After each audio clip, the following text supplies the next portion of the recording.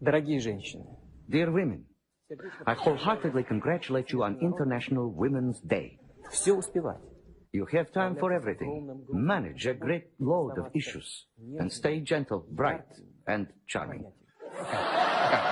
First of all, it's a little strange to hear a warm message from a man who looks like he's perpetually crushing a baby bird in his fist. And second, if he's trying to be progressive, he's failing here, because managing a great load of issues while staying gentle and charming is exactly the double standard that women are constantly trying to overcome.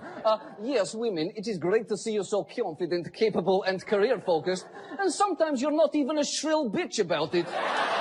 It's very nice. Meanwhile, in Turkey, President Recep Erdogan used his Women's Day speech to make a point you might not expect. I know there will be some who will be annoyed, but for me, a woman is above all a mother. In my opinion, the greatest wrong that you can do to a woman is to restrict her to live a life where she is the victim of her economic independence. Okay. First, a woman is above all a mother. It's not even appropriate to say on Mother's Day.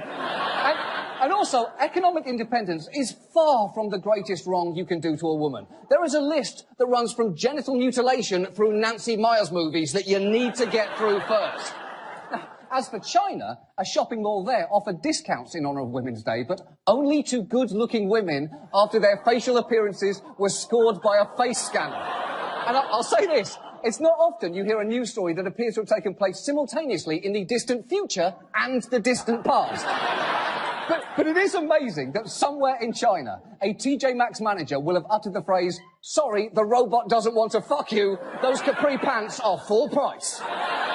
And at this point, you will be glad to know that here in the US, women marked their own day. For instance, Fox News' Greta Van Susteren delivered a commentary in honour of the event. And let me just tell you in advance, if you think you know where this is going, you are wrong. The Taliban won't let women listen to music, go to school, or leave the house without being covered head to toe in a burqa. Women around the world living under Sharia law endure the unthinkable simply for being women. Which brings me to this. On this International Women's Day Eve, it'd be a good time for us women to recognize that American men, let's give American men a shout out. Yes, Greta Van Susteren marked International Women's Day with a shout out to American men for being better than the Taliban. I didn't even know this was possible, but I'm pretty sure she just leaned out. And she wasn't even done. Things aren't perfect. For instance, we still don't have equal pay for equal work, but American men are by far, very by far, the best men on the planet. And we American women, we may not say it, but we know that. And American men deserve to hear that from us. You know, there may be no more fitting tribute. Oliver, look, it's the middle of October, which across the nation means that we are all looking at this and thinking, I don't know why, but I simply have to drink that. Yes, it's that special time of year where we voluntarily imbibe pumpkin spice lattes, the coffee that tastes like a candle. And I don't mean it tastes like a candle smells. Pumpkin spice lattes taste like a candle tastes. Don't ask me how I know that. But what is strange is that pumpkin spice foods inexplicably seem to grow more omnipresent every year, even though there's no actual pumpkin in the drinks. Kind of like how everyone you meet calls himself a DJ all of a sudden, when what they really mean is that they own an iPad and have been to a party. But apparently, each American eats more than 5 pounds of pumpkin per year, which is more than the amount of pumpkin in 5 pumpkin pies. And pumpkin pie is the most seasonal food there is. It is only good from the moment Thanksgiving dinner ends until just after you have taken your first bite of it.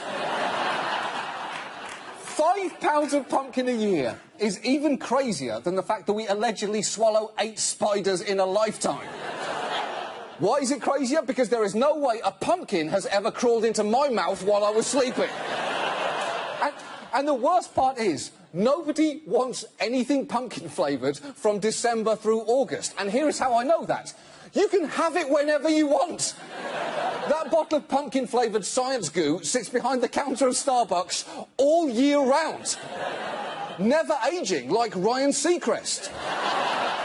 Or the early work of Dr. Dre, which really holds up. It really holds up. Have you listened to The Chronic lately? Go back and do it. It's really great. It's great. Except for the sexism and homophobia, which is most of it. But that's not the point. It's really good. The point is, we tolerate pumpkin spice because we like the fall. It's the best season because you get to stop thinking about how weird your legs look in shorts. That's everyone, right? We all agree on that. But just about anything that reminds us of autumn is a better flavour than pumpkin spice. I personally, for instance, would rather drink a cable knit sweater spice latte, or a Major League Baseball spice latte, or a keen awareness of my own mortality spice latte, because that's what foliage is. Although, look, it might be an acquired taste. That might be an acquired taste. Pumpkin spice is just eggnog for morning people, OK? And I will be subject to its tyranny no longer. It stops here. Taking your first bite of it. 5 pounds of pumpkin a year is even crazier than the fact that we allegedly swallow 8 spiders in a lifetime. Why is it crazier? Because there is no way a pumpkin has ever crawled into my mouth while I was sleeping. And the worst part is, nobody wants anything pumpkin-flavoured from December through August. And here is how I know that. You can have it whenever you want. That bottle of pumpkin-flavoured science goo sits behind the counter of Starbucks all year round. Never aging, like Ryan Seacrest. Or the early work of Dr. Dre, which really holds up. It really holds up. Have you listened to The Chronic lately? Go back and do it. It's really great. It's great. Except for the sexism and homophobia, which is most of it. But that's not the point. It's really good. The point is, we tolerate pumpkin spice because we like the fall. It's the best season because you get to stop thinking about how weird your legs look in shorts. That's everyone, right? We all agree on that. But just about anything that reminds us of autumn is a better flavour than pumpkin spice. I personally, for instance, would rather drink a cable knit sweater spice latte, or a Major League Baseball spice latte, or a keen awareness of my own mortality spice latte, because that's what foliage is. Although, look, it might be an acquired taste. That might be an acquired taste. Pumpkin spice is just eggnog for morning people, OK? And I will be subject to its tyranny no longer. It stops here. We'll be back next week with a brand new episode of Last Week Tonight. Until then, please ignore the news and continue to drink regular coffee. Good night.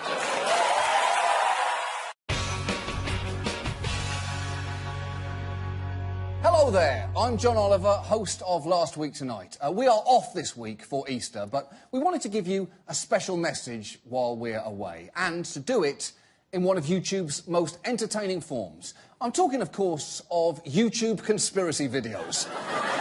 Science fiction for people who don't understand they're watching science fiction. Whenever I see a YouTube conspiracy video, I am overcome with jealousy. I mean, first, there's a wave of, this guy has to be f***ing kidding, right? But then it's jealousy at the sheer scale of imagination required to believe that the Denver airport was designed by the Illuminati, or that Katy Perry is actually John Benet Ramsey all grown up. Both real theories, by the way, and better than any joke I could ever devise in a million years. Now, of course, any great internet conspiracy video needs 2 key things. One, a wild claim that something we take for granted is actually the responsibility of robots, aliens, or US presidents who are also robots or aliens. And 2, you need an eye for incredibly specific detail and an ability to make wild accusations with complete confidence. So that is why tonight I'm going to make my own YouTube conspiracy video and take on a topic that no one has had the guts to explain. I'm talking, of course, about the conspiracy behind Cadbury cream eggs. And if you mean, oh, are you talking about why they aren't available year-round? Then they have already gotten to you. Turn this off now. You're a tool of the establishment and you're too far gone to wake up. The rest of you, open your eyes. Open your eyes, America. The Cadbury cream egg is a terrible candy that tastes like mermaid placenta covered in candle wax. And yet, every year, these eggs show up in January like newly signed gym memberships or movie theatres full of films that will never win Oscars. But why? But why does this happen? That's the question. And the reason is simple if you just follow the money. The average Cadbury cream egg sold in the US weighs 34 grams, the same number of streets in Miracle on 34th Street. A movie which takes place on Christmas. What's the most memorable Christmas gift of all? 5 golden rings. Of course, gold. Now, Europe's largest supply of gold is held by Germany. Germany is one of the sites where Freemasonry took hold. And where is the Cadbury Corporation based? That's right, the United Kingdom, which is only a quick and affordable flight from guess where? Oh yes, Germany. Now, you might be asking at this point, John, what does gold in Germany have to do with candy in Britain? That question is a false flag. I ask you again, cui bono?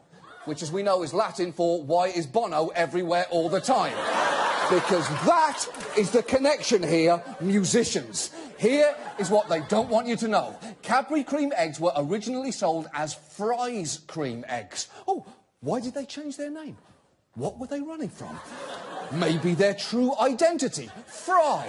F-R-Y. 3 letters. 3. Like a triangle. Now, take a cream egg, cut it in half, and put it in that triangle. What does that look like? The Illuminati eye of Providence Pyramid. I'll give you a second to recover now, because I just blew your mind. Because clearly here...